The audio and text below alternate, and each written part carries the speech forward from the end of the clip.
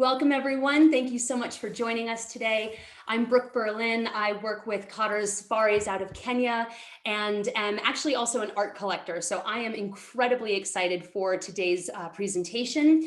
Melissa Jordan has been working with a very dear friend of Calvin's for a long time by the name of Anthony Russel. He is a renowned Kenyan artist.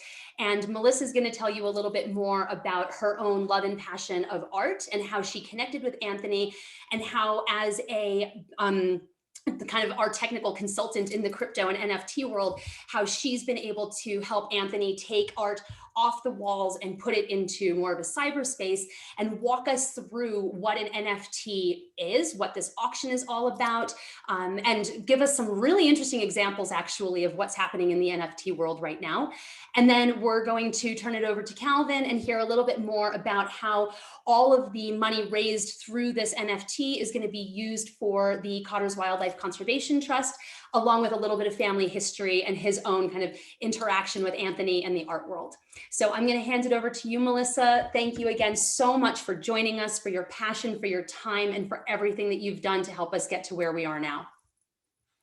Well, absolutely. Thank you so much for inviting me. And I'm just really excited to share the current knowledge that I have regarding NFTs. I've been involved in blockchain for some time now, since prior to 2014.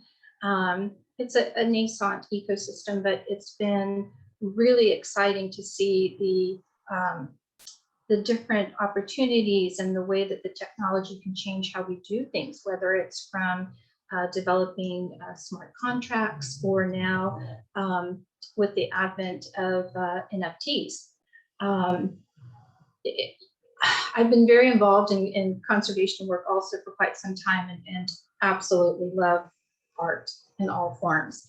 And a couple of years ago, Anthony had actually reached out to me because of that shared interest. And, you know, as we stayed connected and as, you know, I'm hearing about different shows that he's done, things started kind of ruminating within my head. And as I started to notice that there was a shift with now NFT platforms having been developed and artists using that as a way to kind of get their art out of the traditional gallery and look at another avenue, another platform for exposure. And I started to see this happening. And what really kind of signified to me that, gosh, maybe I need to pay even more attention to it is that when we had some very well-known significant players come into the ecosystem, like Sotheby's and Christie's, and you know they were launching these incredible artworks of, say, like Beeple, you know, Paz. There's a couple of other ones, and selling for significantly high numbers that really started to catch mainstream attention. So it was at that point. And it hasn't been too long ago, I'm going to say it was back in, I think, March, that I was talking with Anthony. And I said, you know, what if we thought, I said, you know, because I said, I hate asking people to contribute to my conservation work, right? I'm not good at that part of it. But I said, you know, I do have a trading account that I set up where I figure it's on me. Any profits I make, I put it back into different conservation efforts. So I said, what if we took it a step further and tried to list some of your pieces? I said, let's bring some of those pieces, some of these, you know, beautiful, and bring a little bit more about, you know, African culture and whatever we need to do to kind of help maybe tie the two efforts together. I said, it might take us a little bit of time, you know, and we'll just kind of have to see, but would that be of potential interest? And Anthony, being always like very forward thinking, you know, was like, yeah, that sounds like a great idea. Let's give it a try. And so I went ahead and I looked over some different platforms and found one, Foundation, the Foundation.app. And what I liked about that is that they had a good vetting process. I had to go through some hoops and whatnot, and sending portfolios and pictures to get us invited. But lo and behold, we received the invite, and we decided to list the first piece, which was Let Me Be, which was with the cheetah standing on the hand of humanity. And that piece sold within like the first week that we had submitted. The first piece we had submitted a week, excuse me, it's being tongue tied here, was sold within a week. And that was really, really exciting, because it really proved to us that there are other options and opportunities. And in this effort, we were able to take, a huge chunk of those funds and present it to Dr. Elena over at the Cheetah Project. So that got me really excited about the potential for what we can do in this particular area. And to kind of maybe go back a little bit, because I don't want to kind of step ahead, but NFTs, I think I have mentioned in a prior video, I don't know if anyone's watched it, but that's known as a non-fungible token. And what that does is basically you have a digital certificate of authenticity, basically, that sits on the blockchain, and it is a permanent way of certifying a piece. So in our instance, not only does the collector receive the actual still image, but they also receive, obviously, the NFT. Now, I was telling Brooke earlier, what has also become very interesting with the whole idea with NFT art, digital art, is that a lot of the artists are taking still photography, and they're actually adding to it to make the picture seem more alive. So we did with one piece that we are going to be listing, The Gathering Place, which Anthony did during the pandemic. You'll see still areas on the photograph where you've got like waterfalls coming down, and then you've got like a herd of zebra on the savannah. So I've actually gone in and we've animated some of that so that it looks like you've got a picture that's slightly moving, which is really fun, so that the collector basically can have like this unique kind of fun, more submersive experience with the NFT, and then obviously they have the physical piece of artwork to accompany it. So, and all of this, as I said, it just keeps changing and growing, and the technology is just becoming like off the charts. So where this is going to go in a number of years, one can only imagine. I was also telling Brooke earlier that there was a movie that Sir Anthony Hopkins just did, and it was filmed during the pandemic, and it was all done through Zoom. The movie's called Zero Contact. They went to there were 17 different countries involved, some production crews, but it was all filmed virtually. And they are putting that onto the blockchain as an NFT, as a digitalized token. And it's going to be placed up for auction here in the next month. That was just brand new news that came out just yesterday. And so I thought, wow, this is remarkable. This is going to change even how that movies can be distributed. So there's one very current new example, and then also recently, again, one of the auction houses, I think this Christie's, not Sotheby's, has a very large 101 carat diamond that they're auctioning, and they're accepting the payment in Bitcoin or Ether. So as we can see, the NFT marketplace it's not kind of like I don't want people to think of it as a one and done. It's definitely a nascent industry that is just going to grow significantly over the course of time. I think that's so much a part of the conversation too, Melissa, is getting people comfortable with NFT and with crypto. And as we were talking Right, about, I mean, crypto now it's becoming an actual currency for certain countries. It's being used for right, tourism, for people to be able to buy their safaris, let's say, or to book their restaurant reservations. So crypto is being exactly. used more and more.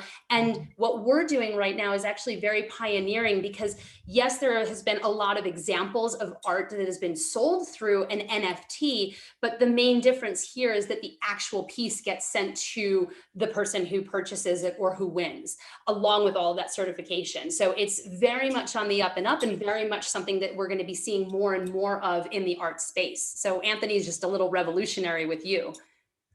Well, and Cottars too, because the thing is that we're all conservationists, and so we're looking at ways of how can we capture um, a new awareness? How do we capture even more people, bring them into the fold to kind of explain this is what we're doing, and bring on like a new group of enthusiastic conservationists as well, to also help, grow and build and fund. And so um, that's also very exciting to me because of the global aspect of Mm. it, so, and I love that. So So I speaking mean, about I'm just like, why not? Yeah. Speaking about conservation, I'm actually going to ask Calvin to unmute himself now for a second, because I think one of the things that's so important with what's happening here is that Anthony is a conservationist. He loves supporting conservation. And so he's done a lot over time to ensure that funds are going back into the Cottar's Wildlife Conservation Trust. And that's from having pieces on property. I actually have a piece of Anthony's that I bought at 1920s, and that money goes back into conservation. So Calvin, do you want to tell us a little bit about where you see this money going, how it's going to help, what it's going to do? And maybe you can also then start with the piece behind you when you're done with that one. Sure, I will. Thank you so much, Brooke. It's an honor to be here. Art is not something that we're strangers to. Cottars have been taking pictures and films, or hosting and guiding people taking pictures and films from Paul Hoffler, the first person to make color films in Africa, to Martin and Osa Johnson, to Peter Beard. I mean, some of my formative years was with Crazy Peter, with beautiful naked ladies and elephants chasing him. It was just a weird, wonderful world that I grew up in. And so it continues. And Anthony is one of those guys. You'll find the artists are often the best bush people because they're instinctive. And the best art is the rawest art. It's the most, it's the art that evokes the most emotion in one, and it's always primal emotion. So for here, for example, is one of Anthony's pieces of my daughter Ella, and basically he made the best of a great muse, should I say? She's 18, and there's another piece here. Oh, you can't really see it. But it's my son's art. My son worked with Anthony, rather mentored with Anthony for, I would say, a year. And he did a lot of art, and himself has been quite successful at selling art. One day we'll do an NFT for Danny's art as well. But I think what we're really aiming at, the way I see NFT, well, first of all, art. Art is the preserve of I would say the more wealthier people on the planet. Poor people don't pay for art, but the wealthier at disposable income, and they buy items that others that they can basically show off and collect, and it creates its own abstract value. But NFTs adds on to that. It's a really interesting dynamic around NFTs, because it adds on to that massively. As we are seeing, the values are going up and up and up. And if there's any reason to buy art, it is actually to capture the abstract value, to bring back to nature. This is what I think should all be about. That is the main focus for abstract capture through art. Every piece of art on the planet should have a high proportion going back to specifically biodiversity easements and leases in areas where wildlife is threatened. So this is what we at Cottars are pioneering, and we're amongst 47 lodges in the Mara that are leasing land to make biodiversity and wildlife more viable land use for the people who own the land, who are the poorest people on the planet, so that they don't convert it to farming or to cattle or to fencing. And this is not to deny them options, but to give them a better option. Why isn't biodiversity the most logical and best form of land use in Africa and South America and India and, in fact, the entire world? Why is that not the case? So we are testing new ideas in the Mara to prove this point that it can be, but the money's got to come from somewhere. At the moment, it comes from tourism primarily. Of course, I run Cottar's 1920s camp, but we have to have, tourism can only produce so much money. It's also very concentrated in very small areas, and some of the biggest crisis areas for biodiversity is so far away from tourism. No tourist will ever go to those areas. So we have to find new ways of securing that land there. And this is the kind of initiative that appeals to me, and we're proud to be part of this. And so, I'm happy to answer questions at any time. Well, and I think it's interesting too, I mean, the fact that it's going to go into supporting biodiversity, that Anthony picked the big five. So the pieces that are being auctioned off are specifically of the biodiversity that you will see when you are at Cottar's. So selling a piece of art of one of the big five that he actually took when he was on property, turned into art back in his studio in Nairobi, and is now using that money to come in and to continue that cycle is an amazing thing. And as we've had many conversations, it's not just about the land or the species, it's also about the people. And so one of my favorite things that I've seen on property is the Julian Schnabels of two of the staff, two of the team members, two of the family that you have at Cottar's. Do you want to tell us a little bit about those pieces and about the experience of having Julian with you? Sure. Julian was a friend of Peter Beard's, and was sent to us as a guest. And he spent a good week. Peter knew what we do with our people and with our guests, so he knew he had to send him for a good decent amount of time.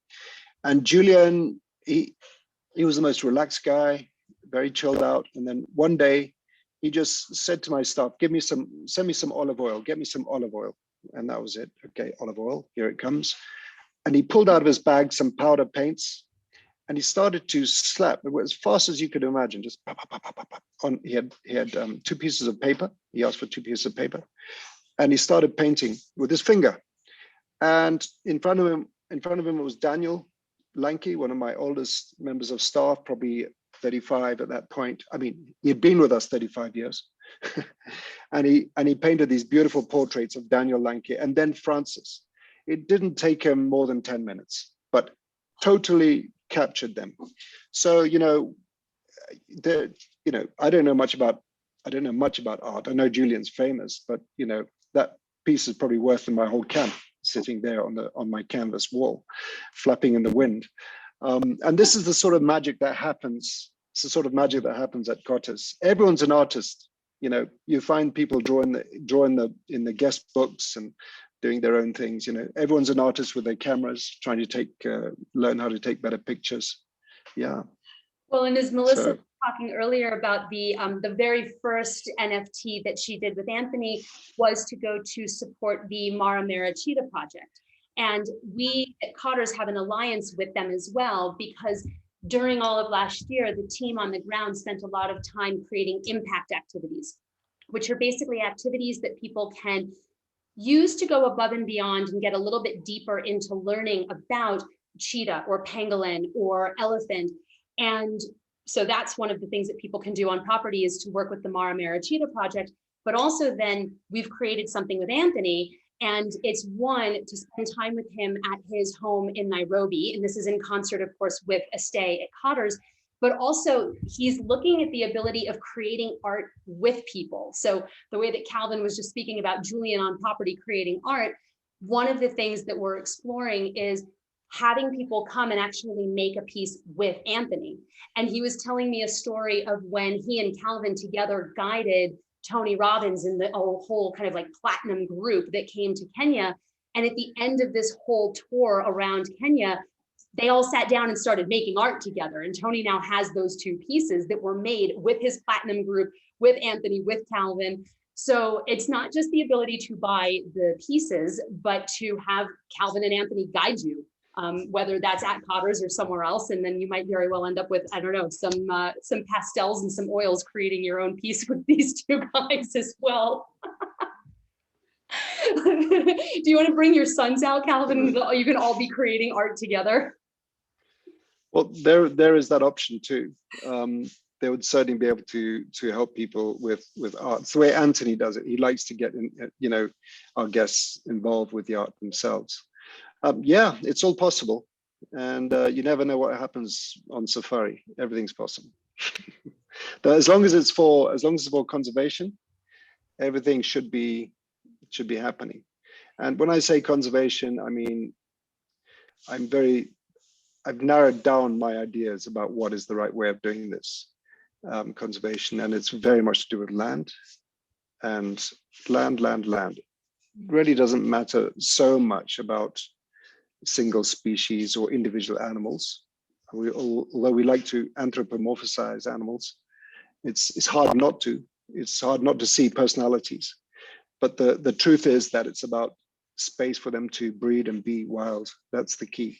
And most of that space remaining that is available to them, that is where they're being threatened, is people's land. So you have this dichotomy of, should people sacrifice biodiversity for growing food, or should they maybe do what we've done in the developed world, which is grow food more effectively in smaller areas by fewer people, live in urban centers, and keep much more land available for biodiversity. That's why you have rewilding in the West, entirely all over the West, the European Union, the UK, the US, Canada, Japan, Australia, everywhere.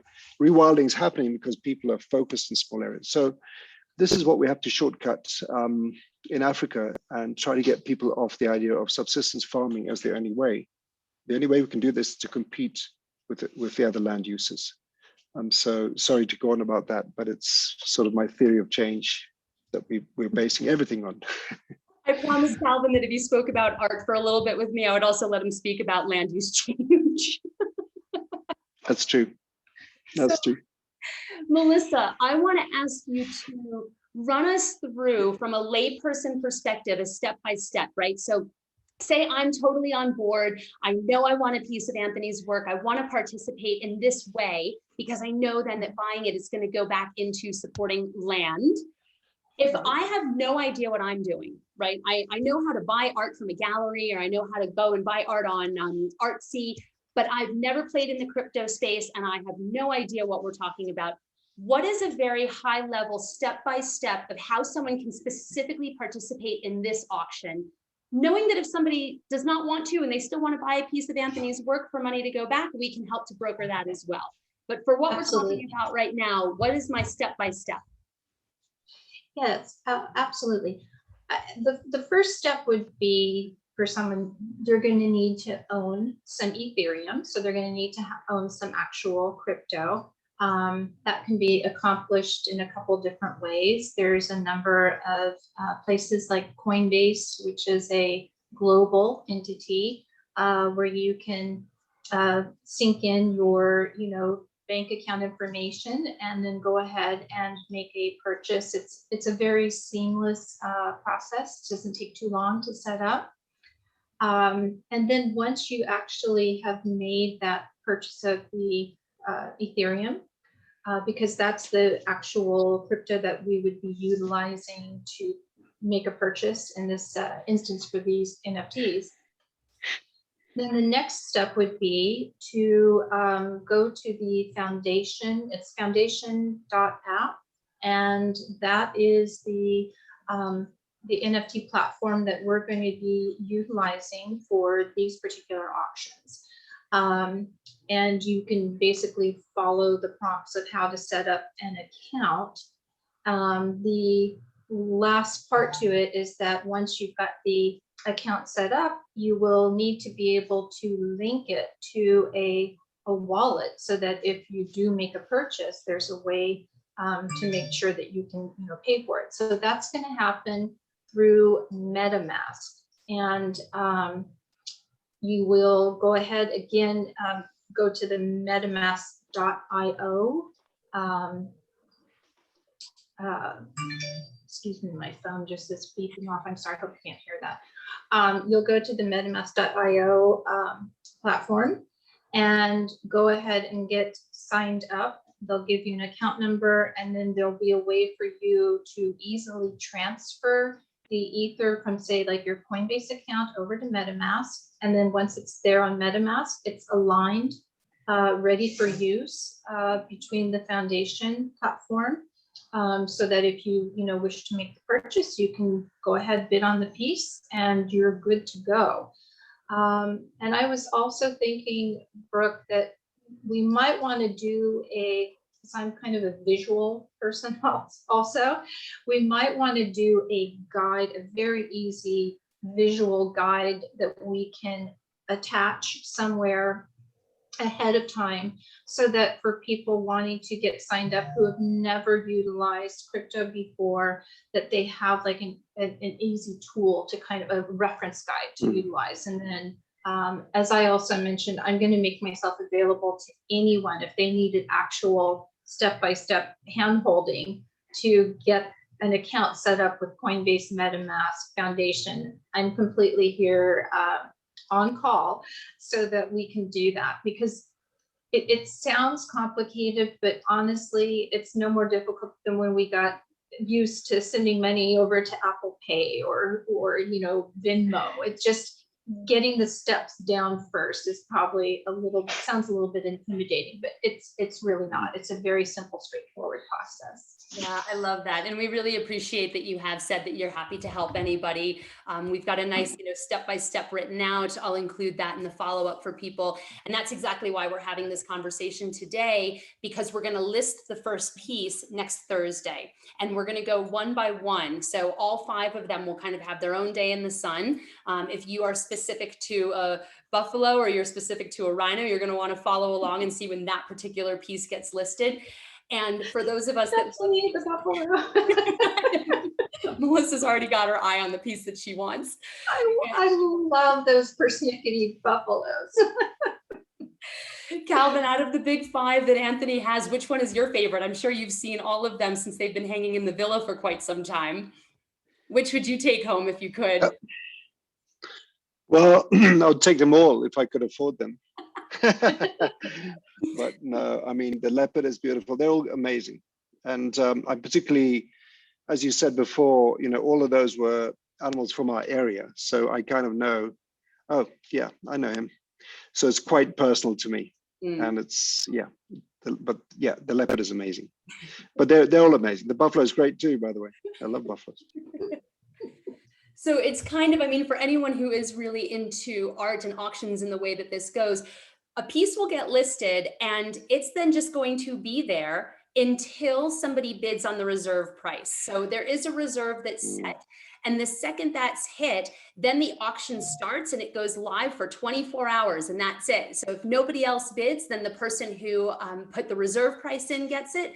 And otherwise, then anybody who is following along and getting notifications and likes the excitement of an auction will start to see the bids going higher and higher. And one of the things that Melissa and I spoke about and why this is kind of such an important step forward for the art world is that the second it closes after 24 hours, the person with the highest bid, that money gets sent directly into the accounts. And so it goes right to Anthony for the piece, which also includes your shipping, your packing. It goes right to CWCT for the land use that they're going to be putting that money toward. And all of the rest of us that are on here right now are just giving our time for this. And that's a really beautiful gesture on Melissa's part as well. So literally the money comes in and it goes right to CWCT and it covers the piece of the art and the shipping to your home. But everything will be covered on that blockchain so that you've got the kind of history of purchasing it, how much, when, and then if it were to ever get sold again, that all still happens on blockchain. Do you have anything, Melissa? Yeah. That's the one thing I also meant to include is that fantastic too, Brooke, how did you just overlay that? The transparency of the transaction is one of the things that I'm also really excited about. also, if a collector has decided at some point, I've just got too much artwork, I'm becoming a hoarder now instead of just a collector, and they do decide that they wish to sell a piece, they can go ahead and relist it on the site. And once it sells, there's a 10% royalty basically in perpetuity that goes back to the artist. So this could again be tagged back to our conservation, our land use, and a way to, down the road at some point, maybe capture a little bit more funds, for the conservation effort. And it rewards the artist too, which is, I think, really fantastic. So forgot to throw that in. I'm not sure if anybody has questions, but I'll just pause for a second. If anybody does, you're more than welcome to ask them. Again, I'll be the first to say, I think that this world that we're playing in is new and different and yet very exciting. The examples that Melissa has given, I mean, I'm reading about basically NFTs in every single publication on a weekly basis. If you were to start looking into NFTs more and more, you're going to see it in the New York Times, Christie's, The Economist, Travel and Leisure. It's literally everywhere. So it's new for me, for sure. I know in talking with Calvin, he said that his kids are all kind of playing in the crypto space a little bit as well. I think that's an interesting thing, right? It really is targeting a new demographic, as Melissa was talking about, a younger audience. And the reality is that there is a lot of disposable income within a younger kind of, grouping of people that want to be buying art and supporting conservation. So new for me, but not for a lot of other people out there. Calvin, talk to me a little bit more about what else you've got going on in your home. What is your favorite piece? And that can be one with your children that they've made. It can be something else, but what's the one piece that you would take out of the house if a fire were to come through? I had to answer that question very recently. Well, there's a few things around here. Let me have a look. This is one of Danny's pieces here. Wow. This is my dad. This is my dad. I don't know if you can see the. So that's my dad. That is actually a painting of a picture. And this is Jimmy Stockton, who's been on safari more than 52 times with my father, and Bajila and Kitete, my father's two gun bearers over multiple years on safari. Well, those are amazing. There are plenty of others, but probably Anthony's picture of Ella would be, look at that. So beautiful. So yeah, it's all good, art is a movable feast and it comes and goes. And it's really, I'm not myself a collector. I'm just too busy running around the bush, I think, to be a collector as such, trying to do conservation and safaris. I think it's incredible. It's fascinating that, I mean, Anthony has such a deep passion for conservation that's why time and time and time again, work that he has done has been specifically to raise awareness about a specific cause or to raise money for that cause.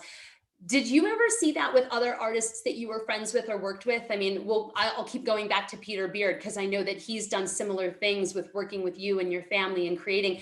I mean, are there other people that are doing the same kind of work for conservation that Anthony that you're aware of? I think that the short answer is no, and I think the reason is because artists are usually starving and struggling until they're not, but they don't shake that loose of that. Of course, there are artists out there who do a lot for charity and etc. But I would say it is pretty rare to be doing it the extent that Anthony's doing it, and he created that what the Cottar collection, the pieces that are going on auction now. Specifically to help us, and so he's gone out of his way to help us and create art for this purpose. And hopefully, it's just the first batch, and we can do more, even with my sons, and collaborating, and maybe separately even. So I think art, as I say, this is an ongoing thing that we can just keep on doing. But it's a rare thing, to be honest. Yeah, he has a very, I think, just sweet soul, and the fact that he loves creating when he's out in the bush. He loves to take all of the things that he finds and collects, and I mean, incorporates so much of the wild areas into the pieces as well. The 5 that are going up for auction are kind of altered photographs, but still very much more of a photograph. And then some of his other pieces are very 3-dimensional, very much like mixed media. And so you've got bones and feathers and coins and jewelry and things that he's collected just from his own travels and from around Kenya, all kind of like layered within them as well. So, I mean, really very fascinating pieces. If we don't have questions, I would just turn it back over to either one of you. If you have any kind of final thoughts on what we're doing, how we're doing it, anything else that you would want to add, Melissa, that maybe we haven't touched upon. Well, not that I can, I think I've covered as well as I can for right now. But I also think that one of the important things is that with NFTs, especially with art, is that we're also capturing like a store of cultural value, not only the value of the NFT itself, but of periods of times with the cultural importance in our time. So that's another like little small like aspect that I feel is very important too. That's true. Calvin, do you want to say anything? Sure, I'll have a last moment to yeah, I'll just say that at Cottar's, we're constantly trying to shape and change things up for the better. You know, we're being 100 years in the business, we've been moving with the times, actually driving change most of our history through 4 generations. And I see in the way we're doing conservation and the way we're doing, in fact, it's a strange thing, but the original safari is the perfect experiential travel that everyone else is trying to go back to. You know, even boutique hotels or the high-end travel around the world is just going back to what we've been doing for 100 years. But how we market it, how we sell it, and how we do it, it's just every day we're changing, adapting, and moving. We can't sit there on our laurels as an old safari company. So this is one of those interesting, amazing, emerging opportunities that we're grabbing onto. And it's not for safari, this is for conservation. We do a lot of what we do for conservation. Even our tourism is for conservation primarily. It is not just to make cash and run away and build a house somewhere. It's really for this purpose. So I just thank you everyone and anyone who's on this and who could look at joining the auction and maybe coming on safari one day and or sending us guests, because it's something that will change your lives. Like Jimmy's been on safari 51 times, but 25 times is not unusual. 15 times is very usual. So yep, we're there and we'll be around another 100 years, I'm sure. Thank you very much. Thank you, Calvin, for your time. Thank you, Melissa, so much for your time, for your expertise, for walking all of us through this and just continuing to be a supporter for everything that we're doing. It's really very much appreciated. So with that, Thank you.